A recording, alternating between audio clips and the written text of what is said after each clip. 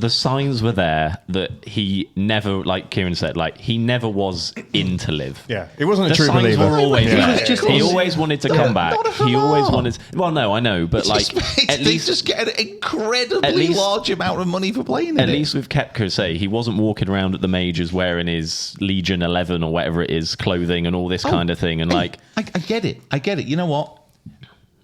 I love the cake analogy. All right, he was on a tour. yeah, Bit of cake would be good right now. He lost his touch in the kitchen. Yeah. The cake he was making, it wasn't very tasty. yeah, soggy bottom. Yeah. So another bakery came along and said, now, Brooks, now you're a pretty renowned cake eater.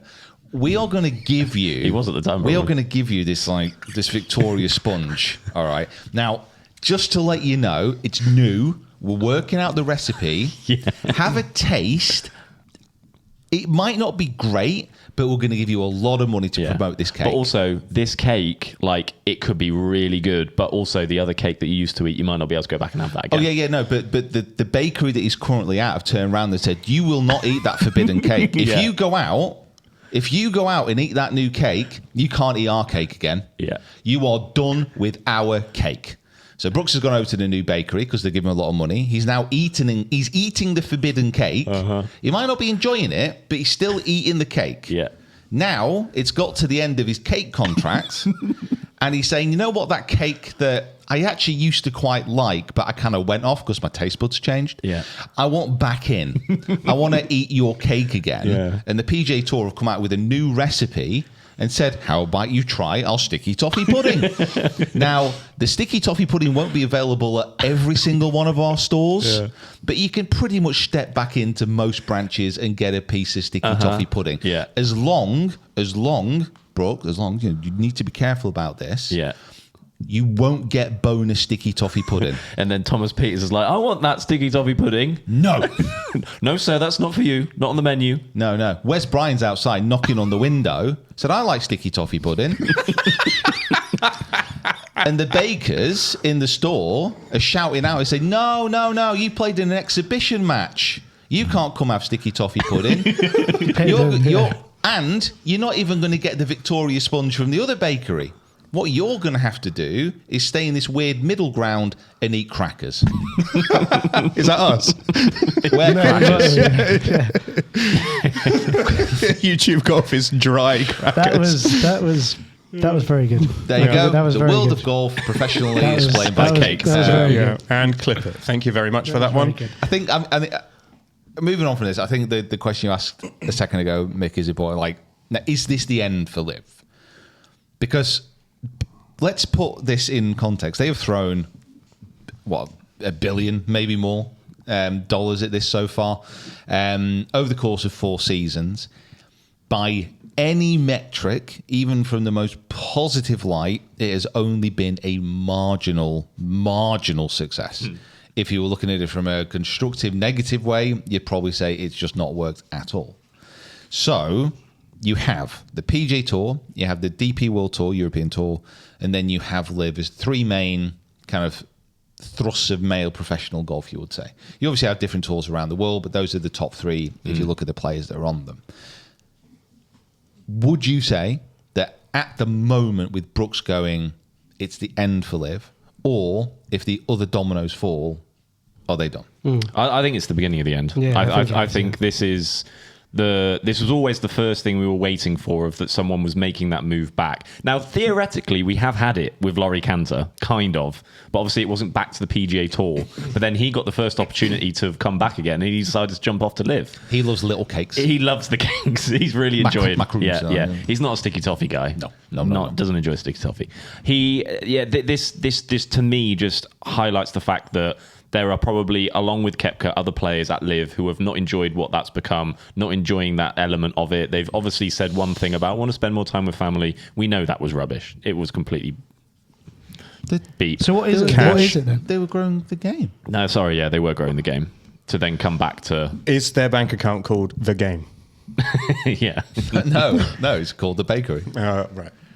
It's the beginning of the end for me. I don't see how it continues. The only thing that LIV has with them, in the fact, is they don't actually have to make money, so they can just keep doing it and it could be a tiny little mini tour with all these players making loads of money. Yeah. But what's it going to do? No, I think it comes a point. I mean, that it's a fair statement, I think, to say that LIV will continue as long as it's willing to lose money, because they're throwing literally tens, hundreds of millions of dollars at it every year, and they're not getting a return for that yet.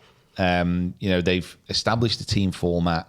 The idea is that they can franchise those teams, get investment into those franchises with sponsors, sell those teams that are worth, however much money they claim them to be.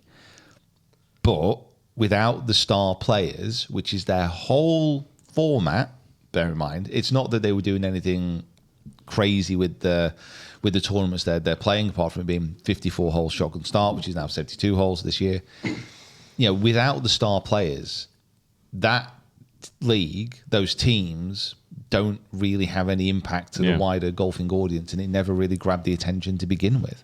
So the PGA, to add another analogy, and Jacob was talking about, like, though Brooks Koepka being kind of like the first domino to fall, which ends up down the line of dominoes with the end of LIV. The other dominoes that could stop it from falling are if people like Jon Rahm, Bryson, to a certain extent, people like Hatton and Neiman, if they get behind LIV and in a big way say, this is the tour I'm staying on, this is where I want to play my golf, then I think it can survive. Unless, if they don't do that, and they are, they stay out of the conversation of whether they're leaving or whether they're staying at the end of their contracts, and there's even any ambiguity about Rahm going back, about DeChambeau going back, about Neiman and Hatton wanting to look back at the PGA Tour, if there is any ambiguity about it, people will start to write LIV off as a thing that they tried, had some good ideas, but it failed because the players didn't enjoy it. I just think you've got a group of players there that I have no doubt in my mind that, like Jon Rahm and Tyrrell, and when those guys made that move, they thought that a deal was going to get struck, and they would take the money and they were just going to come straight back again. Yes. So they never went to LIV in the sense of like, this is where I want to be. This is the kind of tour I really want to champion, and I want to advocate for it. I want to be the poster boy for it. It was, I can make a lot of money here with a bonus signing, go win probably some 3 or 4 events because the fields aren't strong, they're not as big, and then in a year and a half when that deal is struck, we'll come back over. Now obviously it doesn't look like that deal is going to happen anymore, and this is kind of going to be the way you come back again, is if you decide you want to jump ship. And they've obviously given this window, which I think is very interesting, that they've kind of dated it and said January transfer window. You've got this time frame where you've got to make your decision now, otherwise, until next year, until you could do it again, when you actually come to us in 6 months and you're like, I want to come back again. So it's the thing for me with the LIV side now is that, like, if bringing the big names hasn't helped it, because now they're starting to jump, who else is going to go to it now, because what's it going to do? And the slow fall off will just begin. The decline will come. I just don't see how anyone is going to decide that that's the thing they want to watch over with the PGA Tour, especially if one of those other guys go. Like, Brooks is obviously the start of it, but I'd say one more of them and it's done. Yeah. No one cares about watching a washed up Dustin Johnson. Like, they don't. Wow. Whoa, you say Dustin Johnson can't come back on PGA Tour? You're saying that the fire is still not burning within Dustin Johnson to come back? No, I don't think it is. I mean, looking through the roster of teams on LIV, like, realistically, I think you have, the big three that we spoke about there: Rahm, DeChambeau, Smith. You have Neiman, I'd say. Obviously, you've got Adrian Moronk. Patrick Reed. Every time we read through LIV golf teams, I go, oh, yeah, that's that a guy guy. was there. Yeah, Patrick Reed. You've got a couple of the young guys, so David Pugh, Ballester. He was good. Very good kind of young player as well. I mean, didn't he wee in the creek? Is that him? Yeah, that was the guy. Yeah. When you got to go, you got to go. Listen, if you're going to disrespect the tour like that, you might as well. And there are a few players in here. Obviously, Tyrrell, Tom McKibben. There are players like Laurie Cantor, like Sam Horsfield. You can imagine kind of coming back and sitting pretty comfortably in the mid range of a kind of PGA Tour kind of season. Getting up there every now and again. So Matt Wolff, God, remember Matt Wolff? What a swing. Lucas Herbert, there are players in here that would, Taylor Gooch, that would get back onto the tour. Dean Burmester. Yeah. Like literally Yeah. sneaky, really, really good golfer. So there are players there that could come back, but they're not names that are going to automatically draw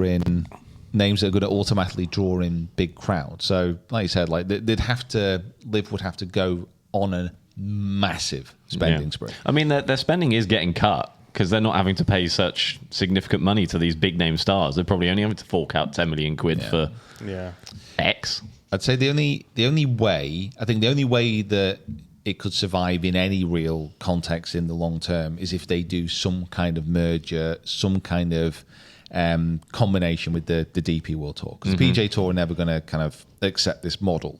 The DP World Tour, I don't think would either. But there is a way to potentially combine the two.